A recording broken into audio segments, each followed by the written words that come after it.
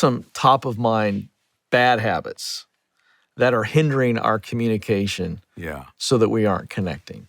So stay away from these. Yeah, stay away from these. So, and I'll give you the solutions to them. So good.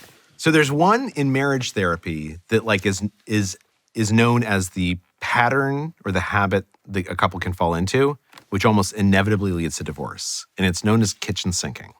Okay, I got to take notes on this one.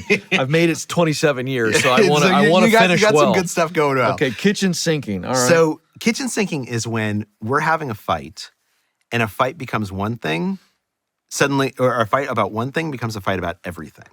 Right? So every couple fights. Do you have cameras in my house? I feel very exposed right now. Right. So we're talking about like where we're going to go on Thanksgiving. Right. And then it becomes, well, your mom hates me. Right. And we can't do that because you don't earn enough money. Right? That's the kitchen sink. You're throwing everything in. Okay. That is a terrible pattern. And I'm sure you don't actually do that because it really destabilizes. So what is the right habit?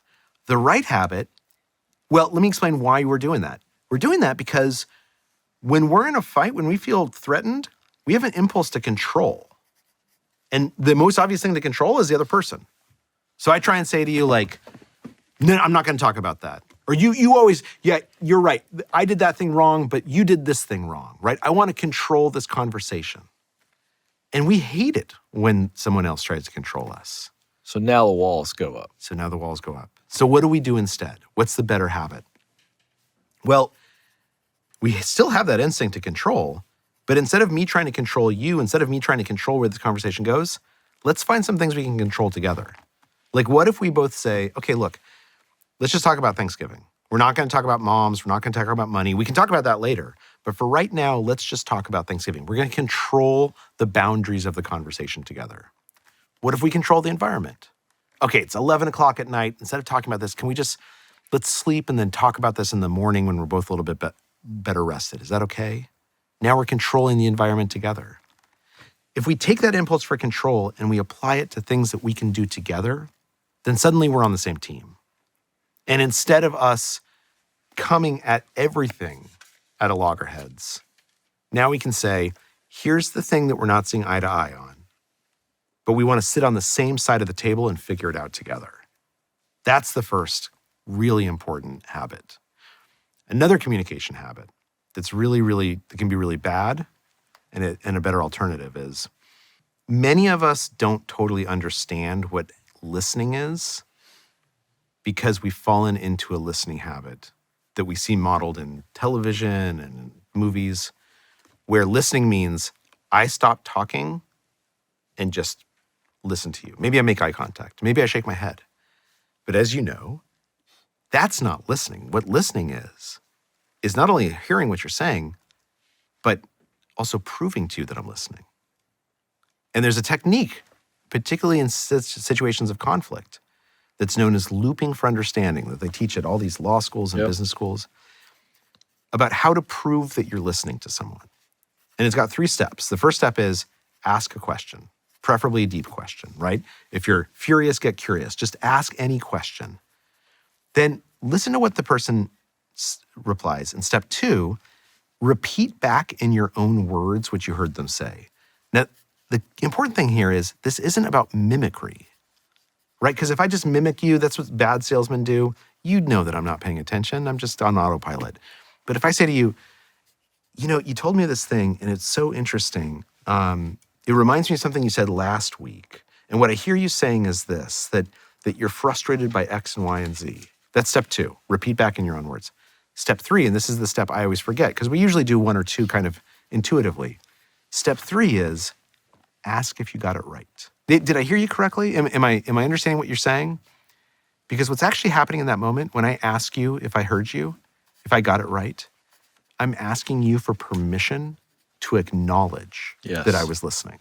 Yes. And when you acknowledge that, you become more likely to listen to me. So the bad habit is just to say, oh, listening is about keep my mouth shut. And the good habit is to say, no, listening is active. Listening is asking follow-up questions. Listening is looping for understanding. Listening is showing you that I'm paying attention. And that means sometimes I talk and I contribute and we have a conversation instead of just monologues. This is back to what you said a few moments ago, that marriage and our work relationships are so similar. And again, this is huge for existing with a coworker. If you got a problematic coworker, so this is team member to team member. I've got some frustration here. I consider them toxic, whatever it is. Yeah. And then the leader, because what I hear there is psychological safety. Back to that. That person, when I do step 3, which is genius, did I hear that right? I am not making a statement. I am keeping it in that interrogative kind of, because what's great about a question, I've always said this, versus a statement, is a question requires you to have input. Yeah. If I make a statement, you might get defensive immediately. But what I love about that technique is, here's what I'm hearing you say. Did I get that right? They feel seen and heard. That's absolutely, yeah. They see, oh, they're actually trying. My leader just looked at me and said, did I get that right? They're actually leaning in to me psychologically. Yeah, absolutely. And what could be more humble, right? What could be a greater display of humility than saying, hey, am I hearing you correct? I was thinking about this. You take a lot of flights. I take a lot of flights. I'm sure many of you guys take flights all the time.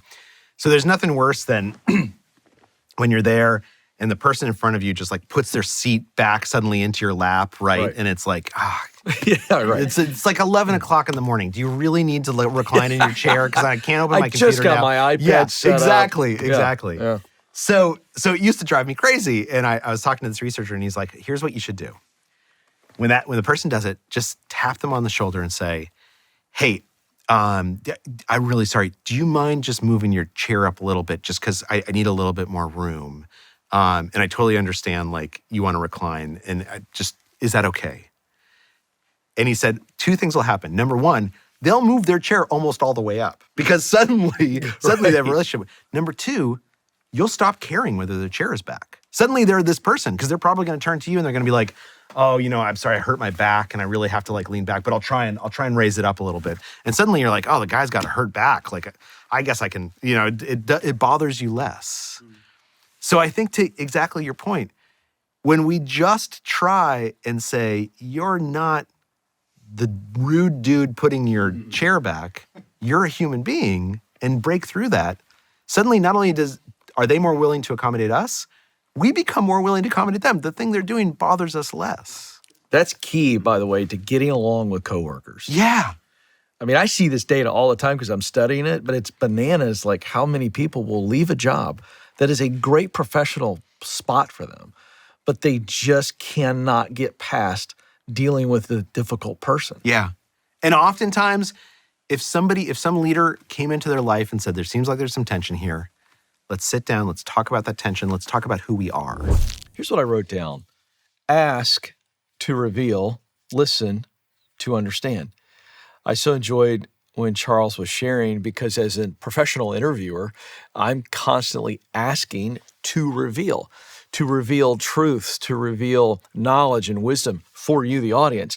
But when we're in a personal situation and the context here is our spouse, and let me tell you, at 28 years of marriage, I'm still trying to figure this out, but this was so good for me.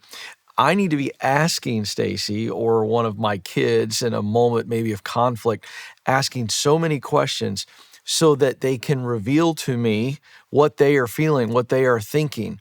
And then that leads to the listening to understand. If I'm asking to reveal so that I can listen to understand where they're coming from, I've got the best chance of helping them feel seen and heard and helping me understand how that entire situation or the conflict feels to them. At that point now, we can actually enter into healthy conversation. This was so good. One final little nugget, ask what questions, not why questions. Here's what I've learned. Why questions teach the brain to say, explain myself. We don't want anybody to ever explain. We want someone to reveal. I hope that helps you as much as it helped me.